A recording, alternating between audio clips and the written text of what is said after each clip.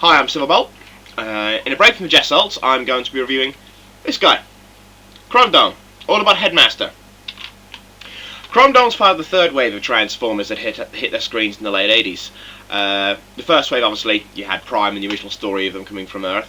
The second one, which introduced the Wreckers, which was the Autobots in the range of Hot Rod, Ultra Magnus, Cup, RC, Springer, Blur, etc., etc., etc. And they replaced a lot of the old first series. I mean, you know for a fact Ironhide, Ratchet, Prowl, Huffer, Brawn, they all get killed in the movie. It's quite violent, in fact. You see Brawn get shot several times by Megatron, and for once Megatron's weapon actually damages something other than a building. It's great. Anyway, in the third one, it was the very ill-fated series called The Rebirth. And it was Rebirth Part 1, Part 2, Part 3. And it introduced a load of new Transformers in the forms of what would become the Headmasters and the Target Masters, though it still kept most of the Wreckers.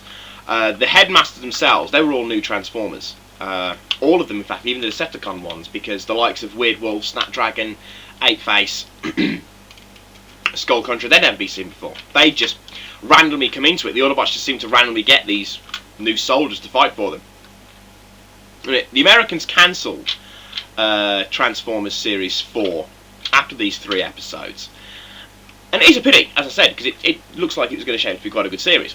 It was continued on with the Takara collections, which I don't want to go into on this video because I'm going to do a review of the Takara DVD itself and the storylines and the characters behind that. So just keep watching this space, really. Now, the Headmasters are quite original. Quite original.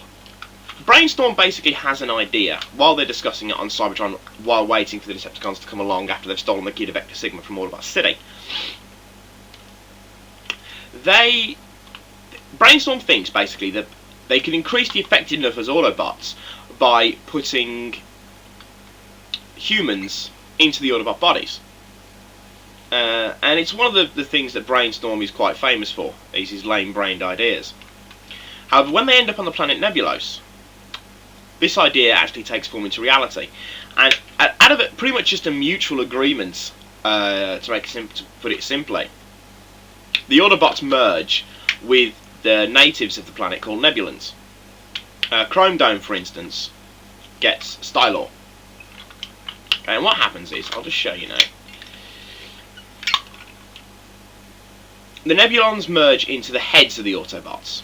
Well, in the case of the Headmasters anyway. In the case of the Target Masters, they become the guns. Personally, I'd rather have a gun, but there we go.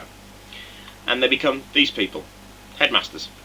Unfortunately, I'm actually missing an arm to Stylor, hence why I only got him for a $5 off eBay. But I'll probably pick him up again.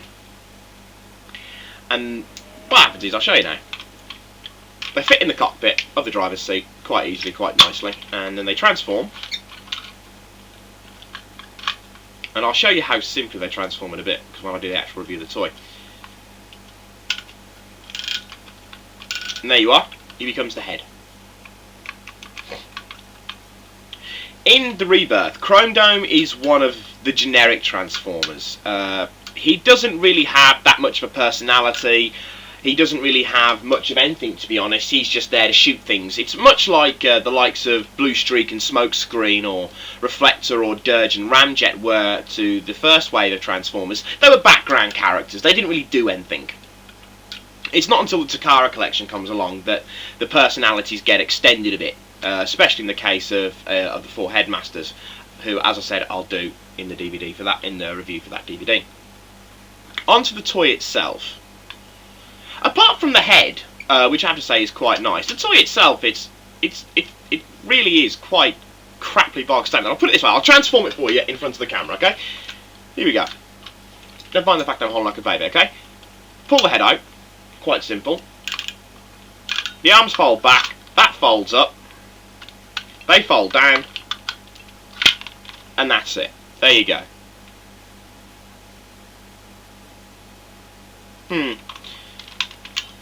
Transform it again, pull it up, pull the feet down, do it the right way without snapping them off, pull it down, and there it is. And all you get out of it then is the arms move. I mean, the head doesn't turn, well, most Transformers heads didn't turn anyway.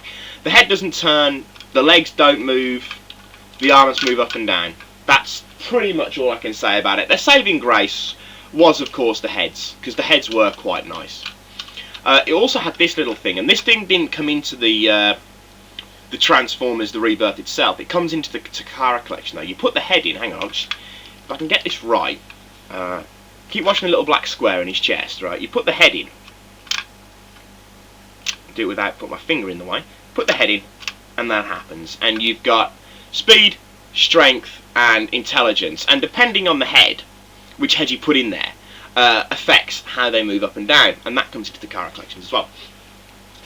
But as for the toy itself, very basic, very simple, very, very true to style of the late 80s of the Transformers. It's not like you remember Devastator, which was annoyingly difficult to stick together.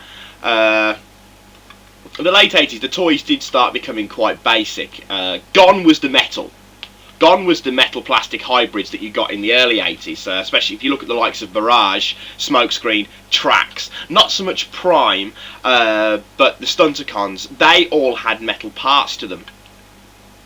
That's gone. Even in modern day Transformers now, that's gone completely. It's all plastic. Quite good plastic, you know. You can throw it against the wall. Not that I intend to, and if anyone dares try. But you can throw it against the wall and it won't break. But still, that nice shiny metal is all gone. Okay, that's chromedome. I don't have any other headmasters or target masters, though I did, just on a random impulse, pick up Sure Shot Target Master, who falls down and you get that. I did pick that one up, just it was only on eBay, it was only something like £4, so can't really complain at that. I only must see if I can get a spare head though for chromedome, simply because I'm missing the arm. But that is chromedome. I shall be back. The next video I'm going to do is going to be the Takara Collection DVD review, and then the next toy review I'm going to do, depending on what comes to me first, whether it's either going to be my WST range, or whether it's going to be my G1 Starscream. It'll be the next toy review I do. But until then, this is Silverbolt. I'm saying sayonara, adios, auf Wiedersehen.